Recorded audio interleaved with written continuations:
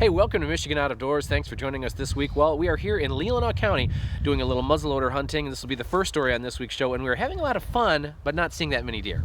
Well, Jimmy, you know what they say. It's more about who you spend the hunt with. That's true. That's true. We'll also have that and some trapping and some fish spearing not through the ice. That's right. These guys use spear guns. They're underwater. These guys are crazy. You won't want to miss this week's show. Lots of good stuff, so you stay tuned. I'm Jimmy Gretzinger. And I'm Jenny Olson, and it's time for Michigan Out of Doors.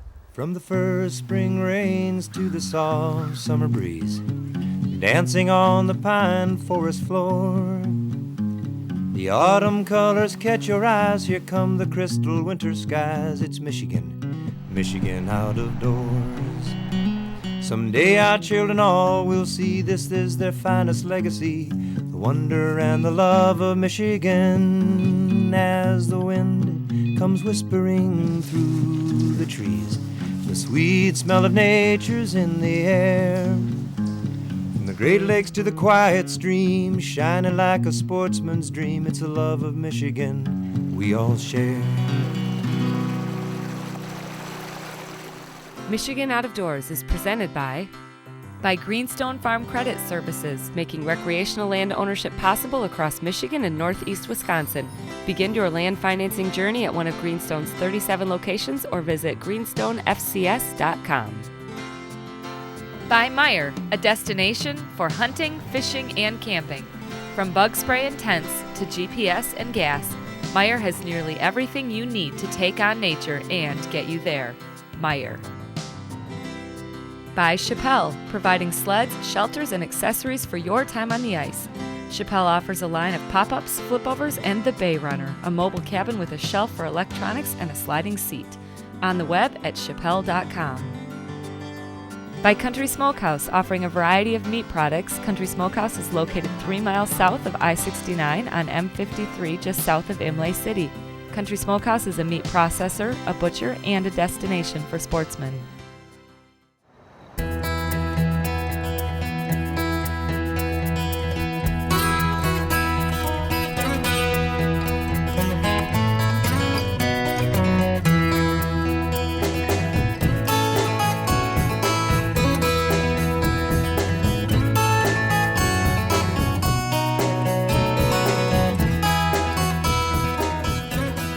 Made it.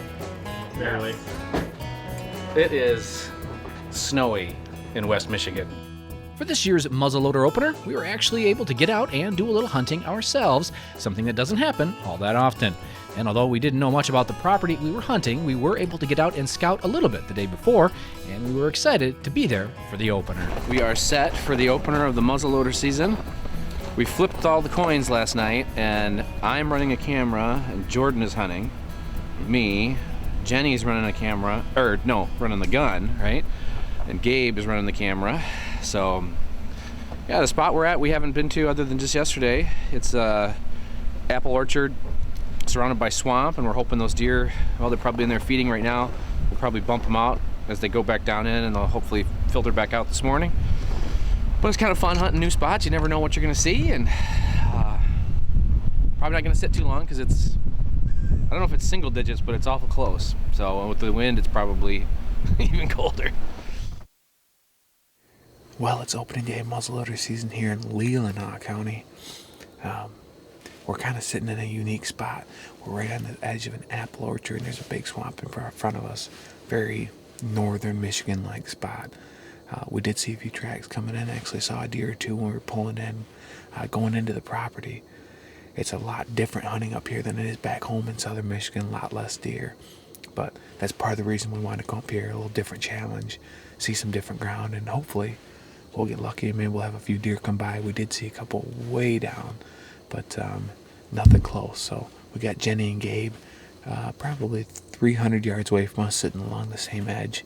So hopefully they're seeing something and maybe we'll get lucky and we'll have something come by. Well, it was a pretty slow morning in our blind, with only a few deer passing by well out of range. But we were hopeful that Jenny and Gabe were having a little better luck.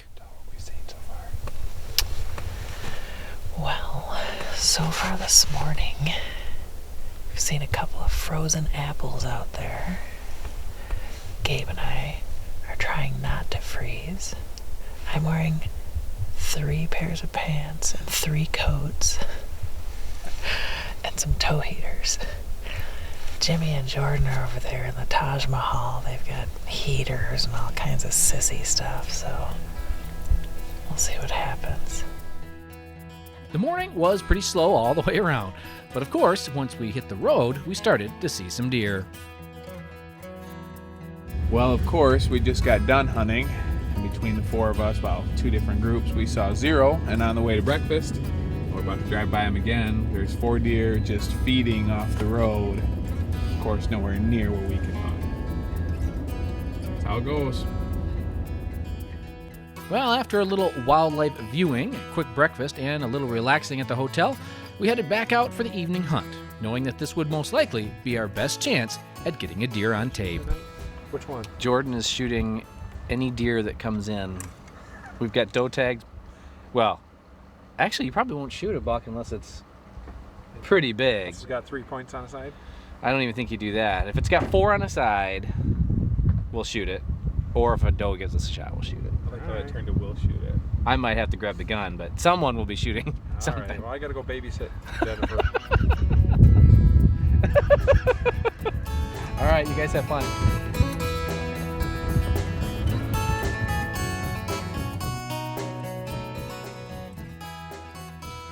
We were thinking of switching off hunter and camera person for the second half of the day, but Jordan, I think, wants to keep hunting with Jimmy because we learned that not only do they have the cushiness of a heater in their blind, Jimmy is running Thermacell heated soles in his boots, and they have some hot chocolate in cans. You snap a little button on the bottom and it makes it hot. I don't know what this is becoming, but Gabe and I think we're going to be rewarded for toughing it out.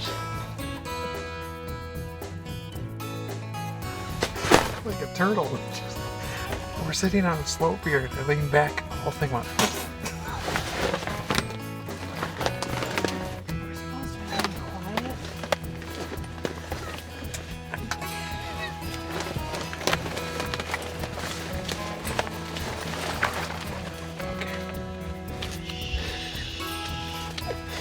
It's really been fun to have all of us together, Jenny, Jordan, Gabe, and myself, and we've never done that, had all of us together on a shoot, so that's really, for me, deer hunting is as much, everybody wants to shoot a deer, I want to shoot a deer, we want to shoot big bucks, but to me, probably 80 to 90% of enjoying a deer hunt is who you're with and spending time with friends and family, and so this has been kind of a special hunt, so regardless of what we do, it's been a good hunt.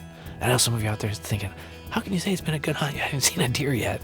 Well, if you hunt long enough in Michigan, that's going to happen quite a bit. And the further north you go, the more that happens. Special thanks to the landowner for letting us spend a little bit of time on his slice of heaven in northern Michigan. Maybe next time we'll do a little better on the deer hunting, but we sure had a lot of fun. Let's go get some pizza. Well, as you can see, we did have a lot of fun up there. It's not very often at all that all 4 of us get to hang out together on a hunt. Lots of fun. Never really saw any deer, but we gave it the old college try for sure. That's right. It was a lot of fun, and stories kind of go like that. That took us 2 or 3 days to do all that up there in Leelanau County. We did have a good time, but not a lot to show for it. Well, in this next story, I was with a father and son team doing a little trapping, and in a matter of hours, we got some of the best trapping footage you're ever going to see. Not too far from Pentwater, I pulled into the Stotler house, and I was pretty impressed.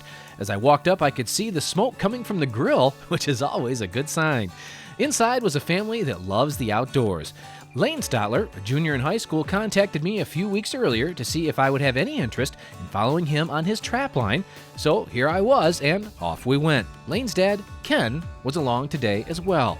Just a few miles down the road, we pulled into some open fields surrounded by drainage ditches, and Lane told me a little bit about his setup. And you can make them yourself, or there's people that sell them, so they're really nice, And really why, fast. And why'd you set them right there? Because all the muskrats that travel through here have to go right underneath this culvert, Okay. so it's kind of a pinch point instead of sending them out there in the open where they could go anywhere. So we like that spot right there, and it's nice and fast too. Now, I did not have much experience with these colony traps. Most trapping stories that I've done have been with foothold traps or swim-through sets, but these are really a great way and a fast way to make a muskrat set.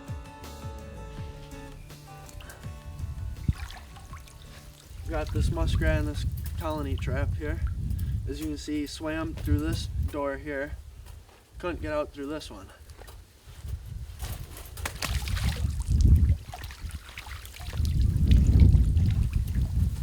Take him out and put our trap right back where it was.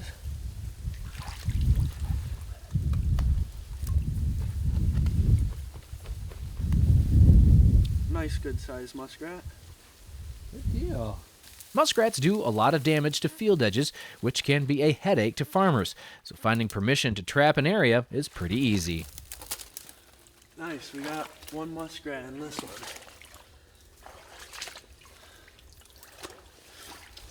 Yeah. Got that muskrat swimming right through there. So they can swim in, they can't swim out, eh? Yep, the door's pinned, but when they swim to this corner, they get stuck in that corner, and they can't come in from this side either. Okay. So, but you can get multiples when they come in this door that he came through. So we've got up to 4 muskrats Really? in one, but I guess it depends how big your cage is that you have. A little trick that trappers use to clean their fur in the field is just to drag their hide back and forth in the snow. This removes any excess dirt and water and helps to keep the hide in good condition. Then it's off to the next spot.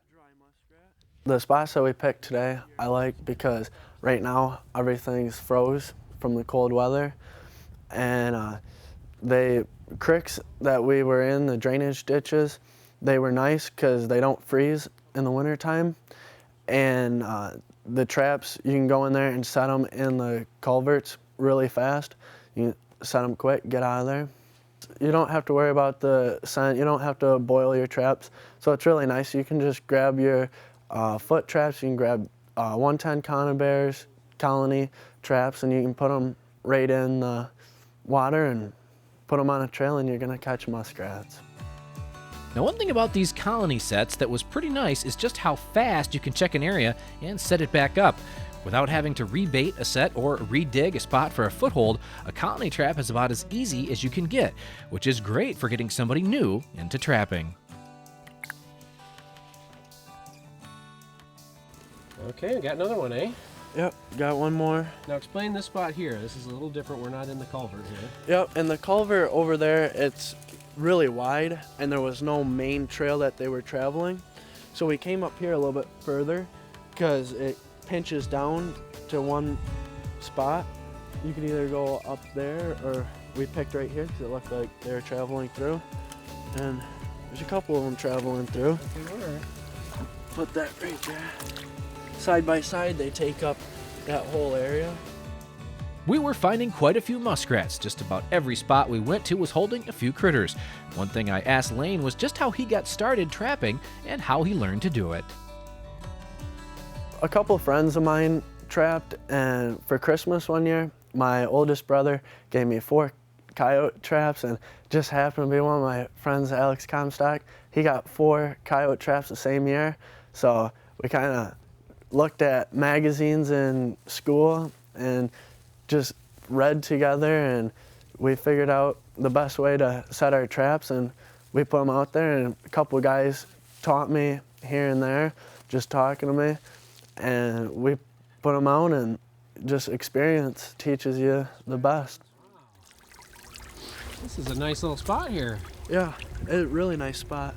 All the drainage ditches come right down to this one, and that leads down to a nice pond, so definitely get some muskrats through there. We had a great day today, and we were just about done with Lane's trap line. How'd you do today, guys? I think we got about 11 muskrats today, which is a pretty good day for the temperatures that we had. When it's this cold, I think it's around 17 degrees or something, they don't move a whole lot. Yeah, and these ditches seem to have a lot of rats in them. Yep, these have been good ditches for us. Now, did you get your son into this, or did he get you into this? I trapped when I was little, but the last few years he kind of got me into trapping again, and now it's pretty fun to be able to go out and do something with your kid and enjoy the outdoors. And trapping just, you learn more when you're out trapping. You're watching tracks and you're learning what game's doing, and I love to see my kids being outdoors. Yeah, and then so what do you do now with we got a mess of rats? What's the plan now? We'll take them back to the farm, go in the shop, and hopefully there's a little heat in there going, and skin them out. Well, skinning is a big part of trapping, and at anywhere between $6 to $15 per hide, great care is taken in doing this right. Some folks, like Lane, will just skin the muskrat and freeze the hide. Others will stretch them and dry them out. For someone interested in learning more about trapping, we have some great organizations here in Michigan, and you can find them online. Or if you can find a trapper in your area, you may just want to tag along for a day and learn more about this time-honored tradition. It looks like at least in one corner of our great state, our trapping tradition is in good hands. Well, this next story kind of came to me in kind of a different way. I was sitting watching my 10-year-old son's basketball game when the guy next to me talked about spearing whitefish. Well, I just assumed he meant through the ice. Well, no, that is not the case. In this next story, you're going to see something I don't think we've ever shown here in Michigan Out of Doors: spear gun hunting in the Great Lakes. In early December, there is a group of anglers on a few West Michigan piers that target whitefish as they run the river, usually in big numbers as the sun sets. Well, we were here a few years back getting that story, but one thing I didn't know is that some other anglers chase them during the day, only not with hook and line, with a spear gun. A couple weeks back, when friend Ben Vey told me about this, I had to learn more about how all this works. The bands get pulled back and hook onto the spear. Right here are these little tabs, and basically it's just like any other gun. You point and shoot. And how far can you effectively shoot? Most of the fish we're shooting are probably within 6 feet. It will go a little further, but you can get a lot closer, and if you can make a better shot, more killing shot, that's what we want to do. Well, I just couldn't believe these guys are going into the water in these kinds of temperatures. The guys told me that these wetsuits really do a good job of keeping them pretty warm in the water. The gear they use is pretty specialized. Each gun is tied to a large float so that they can see each other clearly and help keep track of the gun. Looking at the water from the top, well, it seemed pretty dark to me, but Mike told me it's actually not too bad and that water clarity is a big deal. We've had visibility anywhere from like 15 to 20 feet down to 4 feet.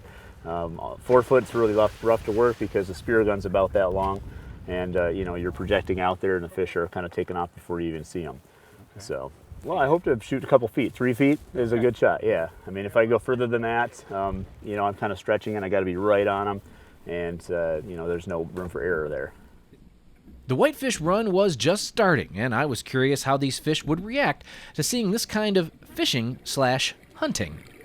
Well, some of the whitefish are a little more skittish. I don't think they're as used to seeing people, but like bass will actually charge you and kind of swim alongside of you. Bluegills will be following in your wake. They're just curious. So yeah, but it's, some of the fish, if you kind of swing your gun toward them or you project out toward them or you chase them, they feel that and they take off right away. But if you just kind of real casual and point the gun at them, and you can take your shots. Here, Mike moves in to take the shot.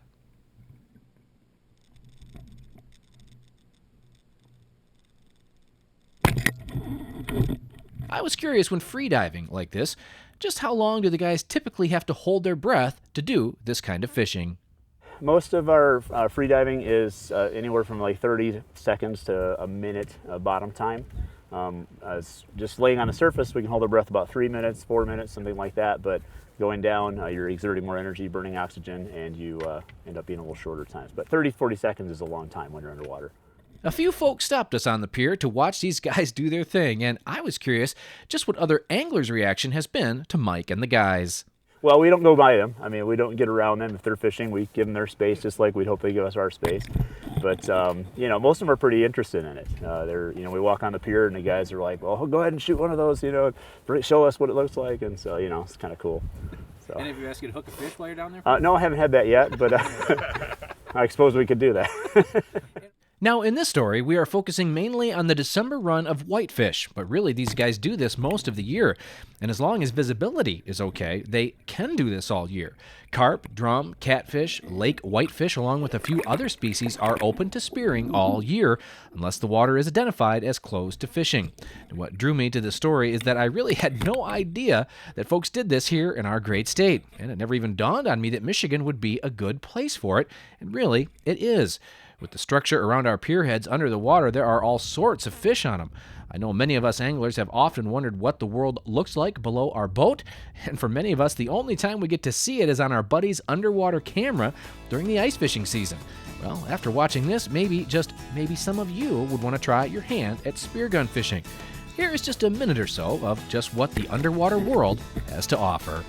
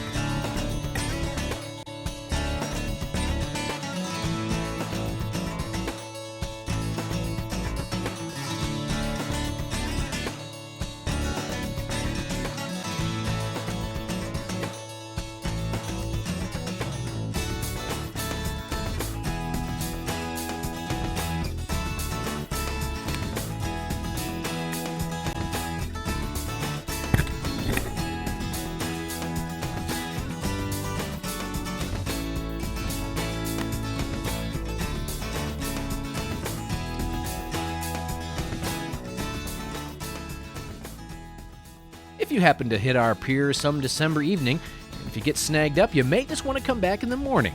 There might be a guy spearing some whitefish that may just grab that lure for you here at Michigan's Out of Doors.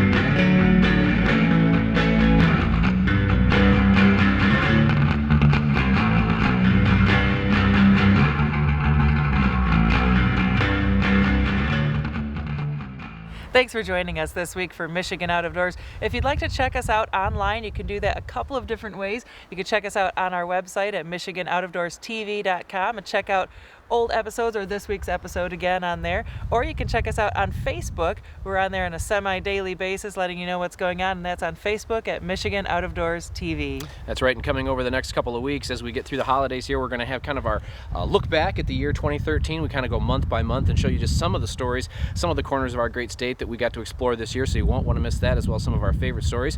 And from all of us here at Michigan Out of Doors, from the whole crew, we wish you a very Merry Christmas. Remember the real reason for the season. God bless, and hopefully we'll see you right back here next year for Michigan Out of Doors. Michigan Out of Doors is presented by Jay's Sporting Goods with locations in Clare and Gaylord. Jay's, serving the Michigan outdoor enthusiast since 1971 with a wide variety of outdoor products. The gear, the knowledge, the tradition of Jay's, on the web at jaysportinggoods.com. By Showspan, producing consumer shows including the Ultimate Fishing Show Detroit, January 9th through 12th at Novi's Suburban Collection Showplace. The show features fishing tackle, fishing trips, fishing boats, and seminars on all Michigan game fish. The Ultimate Fishing Show, January 9th through 12th. By Propane, exceptional energy. Propane retailers promote the safe use of Michigan-produced gas energy in homes, farms, and businesses across our great state. Learn more at usemichiganpropane.com. By Meyer, a destination for hunting, fishing, and camping. From bug spray and tents to GPS and gas, Meyer has nearly everything you need to take on nature and get you there. Meyer. Closed captioning is brought to you by Propane, exceptional energy. Propane retailers promote the safe use of Michigan-produced gas to outdoor enthusiasts across our great state. Is it hard?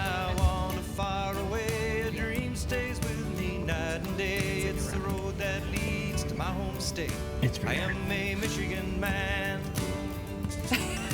Changing seasons paint the scene like rainbow trout in a hidden stream. White tail deer in the tall pine trees. I am a Michigan man.